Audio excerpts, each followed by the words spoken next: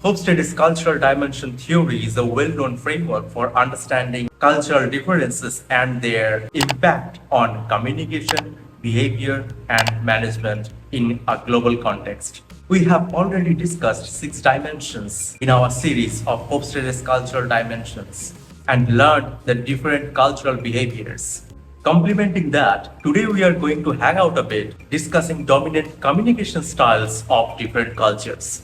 Renowned anthropologist Edward T. Hall's concept of cultural context is of great importance in the field of anthropology, intercultural communication, cross-cultural psychology, diplomatic negotiations, and international business. His work, particularly the idea of high context cultures and low context cultures, has profound impacts on understanding and navigating cultural differences. So we understood who need to know this, and now we are going to understand why do we need to know this. Why is it so important?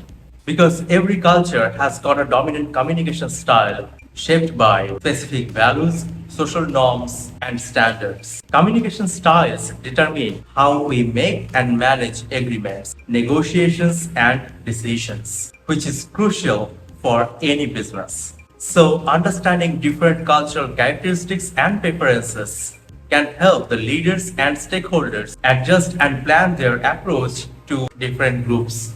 So the high and low context cultures in this concept refers to how important contextual cues are in interpreting a message. Having said that, let's have a quick look at the definitions of high context culture and low context culture. High context cultures have a communication style based on body language, tone, and overall context. Whereas the low context cultures are more straightforward and explicit in communication. For instance, while communicating, a speaker from low context culture typically at first says what he or she is going to talk about, then comes to the main content, what he or she had to talk about. Then they recap again what he or she just said. In contrast, a speaker from high context culture assumes his or her audience already has the context. Hence, there is neither a need to build up a context nor a recap. So now we know what are high and low context cultures, who need to know this and why they need to know. Following, we are going to have a look at the prominent differences in the communication styles amongst the speakers from high context cultures and low context cultures.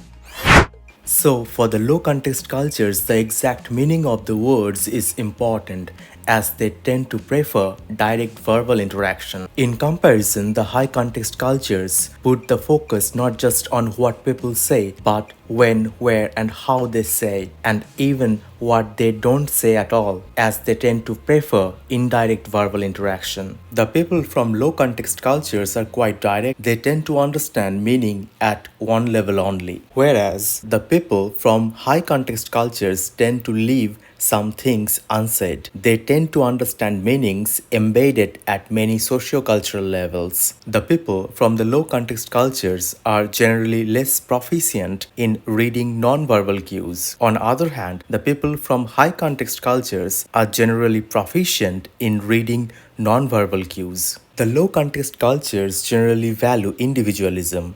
As opposed to that, the high context cultures generally value group membership. The low context cultures focus on comprehensive information, data in brochure, presentations, briefs, etc. They rely more on logic. In contrast, in high context cultures, the people understand messages more through testimonials, personal stories, best practices, and real life examples. They also value more the context and the feeling. The low context cultures employ linear logic. Contrary to that, the high context cultures employ spiral logic. The people from the low context cultures say no quite directly. On the other hand, in the high context cultures, they tend to talk around point and avoid saying no. Low context cultures communicate in highly structured messages, provide details, and stress on the literal meaning, whereas the high context cultures communicate in simple and sometimes in ambiguous messages.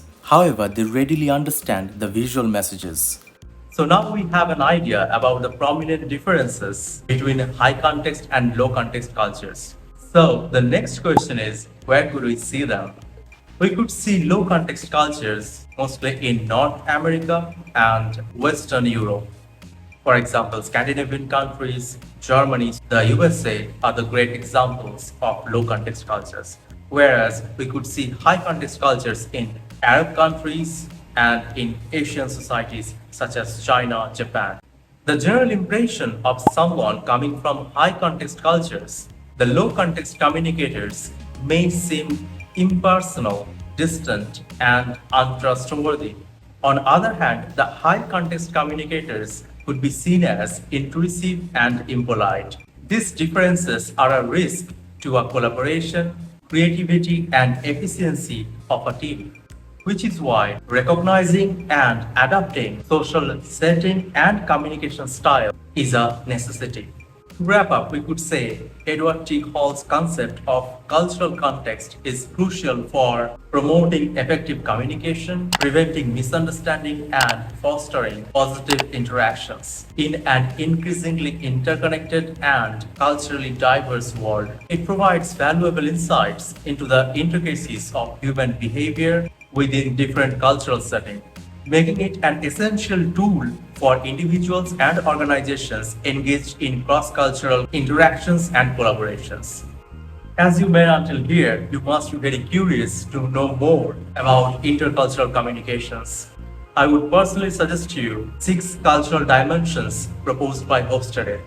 You could find them here, and I will see you there.